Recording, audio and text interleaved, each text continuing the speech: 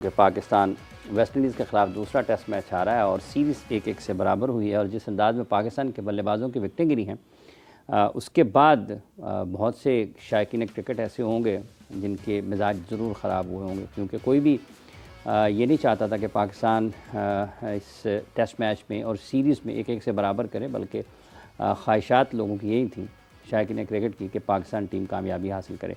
ये नाकामी, इसकी वजूहत क्या हैं? क्या वाक़ईतन पाकिस्तान को इससे ज़्यादा बेहतर क्रिकेट खेलने की यकीनी तौर पर ज़रूरत थी? क्यों खेल नहीं पाया है? और क्या टीम में फ़ौरी तौर पर तब्दीलियों के भी आवाज़ें बुलंद होती हैं? और ये चैम्पियंस ट्रॉफ़ी की टीम जो तश्कील दी जा रही है, ये नाकामी उस पर किसी हद तक असरअंदाज हो सकती है या नहीं हो सकती है? मुख्तलिफ़ मौज़ूआत हैं। फिर साथ ही साथ चैम्पियंस ट्रॉफ़ी आपको पता है कि बिल्कुल उसका वक्त करीब आ रहा है और कदाफ़ी स्टेडियम में तामीराती काम भी बड़े ज़ोरों शोर से जारी है। और गुज़िश्ता 2-3 महीनों में तो पाकिस्तान की सारी जो खेलों की ख़बरें हैं वो कदाफ़ी स्टेडियम की तामीर के इर्द गिर्द ही घूम रही हैं। ईंट से शुरू होती हैं, सरिये पर ख़त्म हो जाती हैं। तो ये भी बातें साथ ही साथ रहेंगी। कादर ख्वाजा साहब हमारे साथ। अस्सलाम वालेकुम ख्वाजा साहब। वालेकुम अस्सलाम। खैरियत से हैं? शुक्र अल्लाह का। हार गया पाकिस्तान ख्वाजा साहब? हार गया सर। आप जब देखें मुझे वो कहावत याद आ गई, जब आप किसी के लिए गड्ढा खोदते हैं उससे पहले आप उस पर खुद गिरते हैं। तो जब आपके जो सुपरस्टार्स, जो आपके बादशाह क्रिकेट के लोग, जो आपके सुपर हीरोज़, जिनको अवाम जो है वो बड़ा सराहती रही है, हम भी बशमूल सराहते रहे हैं और सराहना भी क्यों ना चाहिए, क्योंकि वो आतिफ अभी बाहर फिर रहा था, मैं गुजरा तो उसने किंग किंग की आवाज़ें लगानी शुरू कर दी। पता नहीं क्या माजरा। अच्छा, वो देखें, मसला ये है कि इस मैच में कई क्रिकेटर्स के पास बहुत सा अच्छा चांस था हीरो बनने का और बड़ा नाम कमाने का, जिनमें सलमान अली आगा, सऊद शकील थे, बाबर आजम थे। Babar Azam out of form ज़रूर थे, बट उनके लिए बहुत अच्छा मौका था। ये ग्रैब करते इस चांस को और सेंचुरी की तरफ जाते, पाकिस्तान को जीत दिलवाते। अनफॉर्चुनेटली हमारे जो प्लेयर्स हैं, हमारे जो बैटर्स हैं, इवन शान मसूद हैं, सिर्फ सलमान अली आगा और सऊद शकील को निकाल के मैं समझता हूं कि कोई ऐसा बैटर नहीं है जिसके ऊपर हम रिलाय कर सकें कि जो स्पिन ट्रैक पर खड़े हो सके, 5-10 ओवर भी खड़ा हो सके। तो ये लम्हा फ़िक्री है पाकिस्तान टीम के लिए और कोचेस के लिए, ख़ास तौर पर उनके लिए जिन्होंने दूसरी टीमों को मद्देनज़र रखकर स्पिन ट्रैक बनवाने चाहिए। लेकिन आपके पास, अपनी टीम के पास भी वैसे बल्लेबाज, फिर आप सिलेक्शन भी वैसे ही करें कि आप ये ना देखें फिर कि बाबर आजम है, रिजवान है, सलमान अली, शान मसूद है।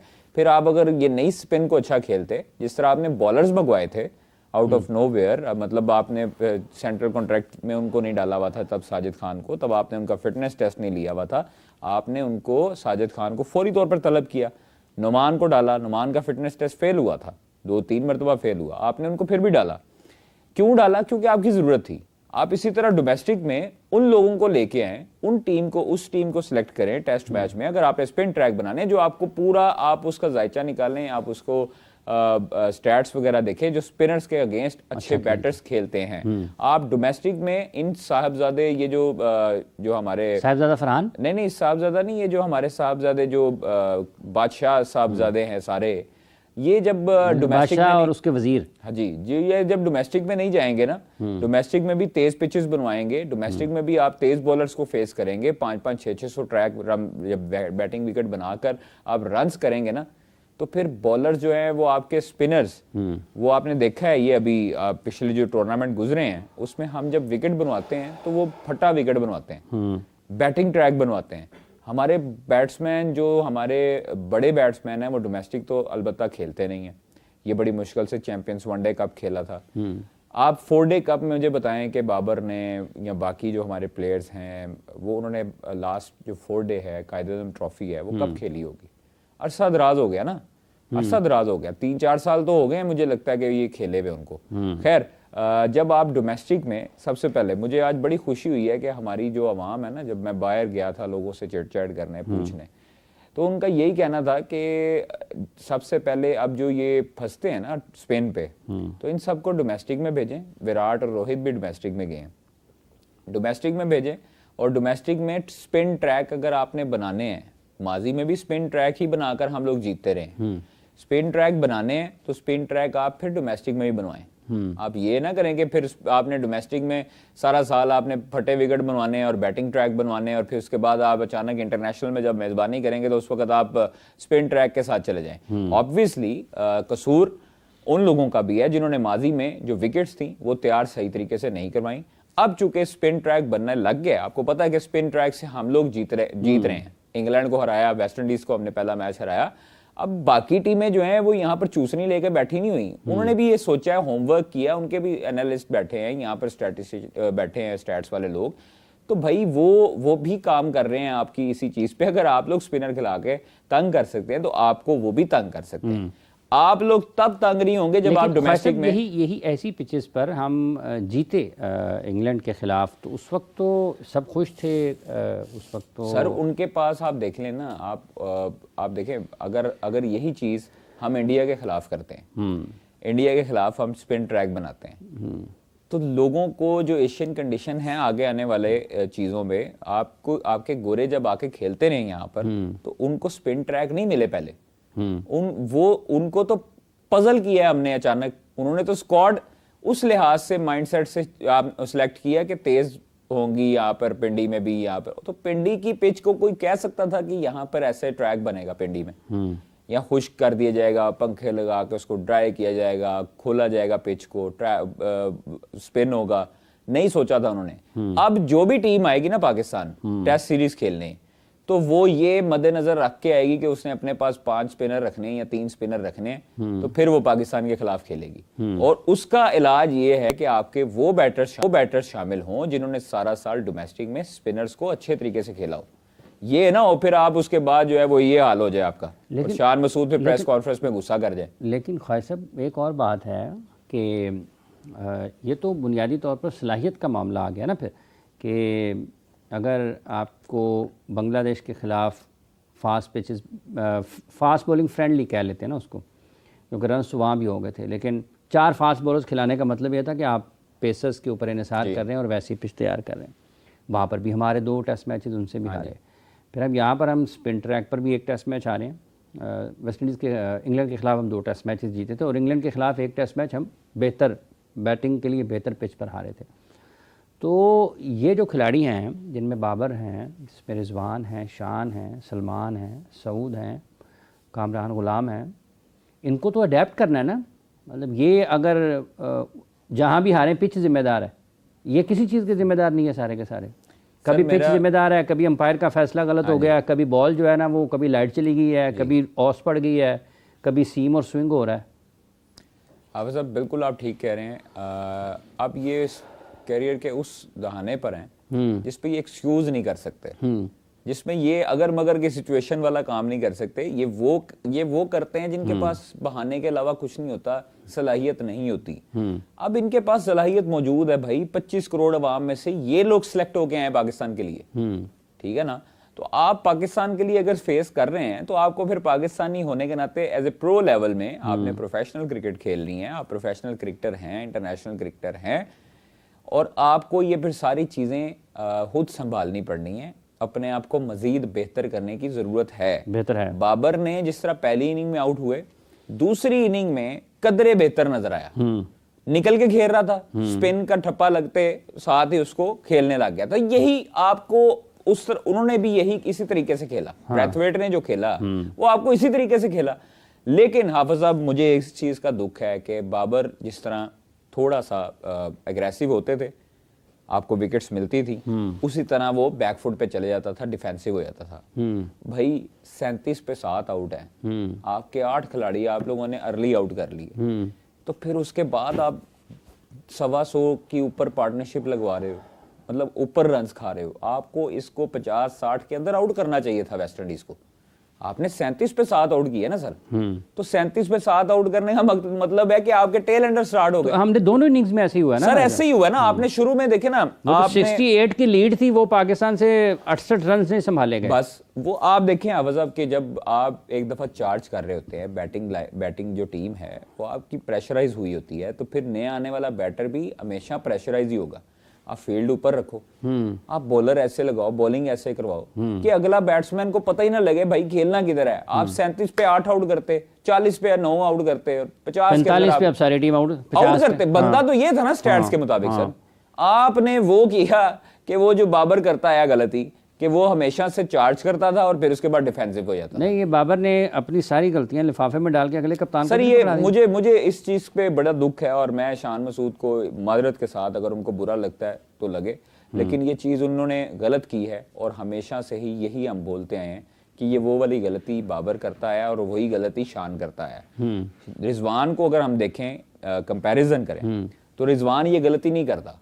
रिजवान जब चार्ज कर रहा होता है तो फिर चार्ज करता है। लेकिन रिजवान ने जो बैटिंग में गलतियां की, नहीं, गलतियां देखे सारे बैट्समैनों ने की है ना हाफिज साहब। आप ऊपर से लेके हुरैरा पे ले जाएं, हुरैरा से ले शुरू करें, आप शान को शुरू करें, शान सीधा पैड पे खा रहा है। स्पिन नहीं खेल सकते ये, इनके बस की बात नहीं है स्पिन खेलना। इनके बस की क्या बात है? इनके बस की बात है कि कोई सामने खड़े होके ना, कोई बॉलर स्टिक वाली इनको प्रैक्टिस कराए और वो सामने खेले। देखिए भाई, स्पिन ट्रैक है तो आप स्टिक से प्रैक्टिस कर रहे हो, मतलब इतनी तो सेंस हमें भी है, एक बच्चे को भी, क्लब लेवल के क्रिकेटर को भी होगी कि भाई स्पिनर्स हैं, स्पिन ट्रैक आपका स्पिन हो रहा है बॉल, साजिद नुमान आपको 5-5 6-6 विकेट लेके दे रहे हैं। बॉलर ने तो अपना किरदार अदा किया भाई, चले जो भी है 150 रन हो गया, लेकिन आप कम से कम अपने बैट्समैनों को तो देखें कि वो भी तो कुछ करे ना। आप हाल ही साजिद नुमान आप 30 स्कोर करें जी, साजिद नुमान तुसी आउट करना 30 के अंदर, ऐसे थोड़ी होता है। मतलब वो दोनों ने कसम खाई हुई है कि आपको 10-10 विकेट एक दिन में लेके दें, और आप लोग भी तो कुछ करो ना भाई। आप ऊपर से बैटिंग शुरू होती है, हुरैरा है आपके पास, इमाम था आपके अपने ट्रैक पे, उसने डोमेस्टिक में परफॉर्मेंस दी, क्यों नहीं शामिल किया? सवाल तो उन साइंसदानों से है ना, या शान ने दिल में कोई अपनी कदूरत रखी हुई है, या आपने दिल में गुस्सा रखा हुआ है, तो उसी तरह उनसे बात करे, ठीक है। जब ये चीजें टीम के अंदर इख्तलाफात और टीम के अंदर से ऐसी चीजें शुरू कारकर्दगी है, इसको देखते हुए आपको लगता है कि किसी को किसी से गुस्सा करना चाहिए या किसी को? सर मेरा नहीं ख्याल कि पहले अपनी परफॉर्मेंस पे ध्यान देना चाहिए और फिर किसी से गुस्सा करना चाहिए। किसी का हक जब मारेंगे तो फिर आपके साथ भी ऐसे ही होगा। आपकी नीयत नहीं, जब तक नीयत नहीं साफ होगी ना सर, आप ओडीआई की टीम उठा के देख लें, नीयतें साफ, सब चीजें खत्म। रिजवान कप्तान, मैं आपको एक कंपैरिजन बता रहा हूँ, किसी को अगर बुरा लगता तो लगे, मैं सच्ची बात करता हूं और कर रहा हूं, जिसको भी अगर बुरा लगना लगे। रिजवान का कंपैरिजन उठाएं, वहां पे अब किसी को कोई लालच नहीं है कप्तानी का, रिजल्ट्स आपको अच्छे मिल रहे हैं ओडीआई में, ठीक है। टेस्ट में आप देख लें, दूसरी निस्बत टेस्ट के मुकाबले में, जब आपकी नीयत साफ नहीं होगी, आपके दिल में चीजें होंगी जो चीजें पहले चलती आई हैं, तो फिर ये होगा। सारों को पता है कि कौन सा क्या हो रहा है, क्या नहीं हो रहा, कौन किसके पीछे है, किसके नहीं है। परफॉर्मेंसेस के बावजूद उसको आपने साइडलाइन कर दिया, आपने उसको चैंपियंस ट्रॉफी के स्क्वाड में नहीं रखा। कौन क्या कर रहा है, क्या नहीं कर रहा, वो सबको पता है। आप जब किसी का हक नाजायज मारेंगे तो अल्लाह ताला तो ऊपर बैठा है। अच्छा ख्वाहिश साहब, आपने कहा कि ओडीआई की साइड उठा लें, वहाँ पर नताइज बदलें, क्योंकि आपका ख्याल है वहाँ पर ज़्यादा बेहतर अंदाज में खिलाड़ी खेल रहे हैं, या वो एक दूसरे से ज़्यादा मिले जुले हुए हैं, ठीक है। लेकिन वही खिलाड़ी टेस्ट मैच में भी तो खेल ही रहे हैं ना, तो फिर यहाँ पर क्यों नहीं रन कर रहे? लीडरशिप का फ़र्क हो सकता है। अच्छा, खिलाड़ी वनडे वाले ये चाहते हैं कि उनकी मर्जी का कप्तान टेस्ट मैच में भी सर जब आप देखें, आपको एक चीज होती है लीडर, लीडर वही होता है जो आपको फ्रंट से लीड करता है, आपको चार्ज रखता है। आपकी जब अपनी परफॉर्मेंस नहीं ना होगी हाफिज साहब, तब आपका दिल नहीं करेगा किसी से बात करने का, किसी को बाहर लेके जाने का, किसी के साथ बैठने का, या किसी से अच्छे तरीके से मिलने का। जब आपकी अपनी परफॉर्मेंसेस ठीक होगी ना, आपको अपने ऊपर सेल्फ बिलीव होगा, तब आप दूसरे को भी आप उसका मोराल बूस्ट अप कर सकते हैं। जब आपकी अपनी परफॉर्मेंसेस पे सवालिया निशान है, 0 0 0 0 0 0 50 50 50 0 0 0 0, तो फिर अब्दुल्ला शफीक को बाहर निकालने का मकसद ये था कि उनकी फॉर्म नहीं है, ठीक है। तो फिर अब यहाँ पे भी एहतसाब होना चाहिए कि यहाँ पे भी परफॉर्मेंसेस नहीं है, ठीक है। कुछ लोग अगर बाबर खराब करता है परफॉर्मेंसेस तो बोलने लग जाते हैं। यहाँ पर कई उनके अपनी मर्जी के, देखें सही कर ही नहीं रहा ना। नहीं, मैं वैसे एक एग्जांपल दे रहा हूं। यहां पर बाबर करता है खराब, उसको 1-2 इनिंग में इसके रन नहीं आते, तो बाबर ने खरीदी थोड़ी हुई है टीम भाई, आपके 11 लड़के, जो आप उसी पे निसार करते हो। आपके पास बैट बॉल नहीं है, लोहे का बैट फड़ के आंदे तुसी, सबके पास है, सबके पास है, अच्छी क्वालिटी के हैं, लाखों रुपए के बैट है उनके पास, सब कुछ है, तो वो क्यों नहीं रन उगलते भाई? जब आपकी इंडिविजुअल परफॉर्मेंसेस, आपके अपने मर्जी के लोग आपको आपके ऊपर तनकीद नहीं करेंगे। मुझे कहा जाता था तुम बाबर के जो है ना वो हक में बड़ा बोलते हो, बाबर के खिलाफ भी बोलते हैं जब वो परफॉर्मेंस नहीं देता। मैं कोई उनसे लेके थोड़ी खाता हूँ, या मैं किसी से किसी के पे रोल पे थोड़ी हूँ। अगर मैं बोल रहा हूँ बाबर के अगेंस्ट, तो उन लोगों को भी शर्म खानी चाहिए, कारकर्दगी की वजह से नहीं, उन लोगों को भी शर्म खानी चाहिए कि वो जो बाबर पे बोलते हैं वो किसी और पे क्यों नहीं बोलते, उनके पर क्यों जलते हैं वहां पर बोलते हुए। ठीक है, तो ये लासानियत और तासुब पसंदी क्रिकेट में नहीं लानी चाहिए। ये आपको न्यूट्रल होना चाहिए ना।